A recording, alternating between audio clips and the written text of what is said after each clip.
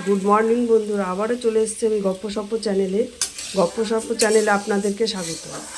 আজকে আমরা মঙ্গলবার, আজকে আমাদের নিরামিষ রান্না তো সবাই জানেনই।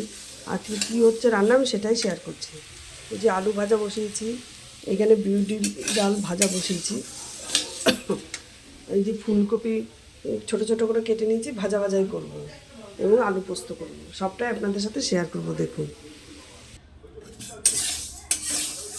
ভালো করে আমি আগে ডালটাকে ভিজে নেব। এবার বিউলির ডালটা সিদ্ধ হয়ে গেছে, এবার আমি জল দিয়ে দেবো।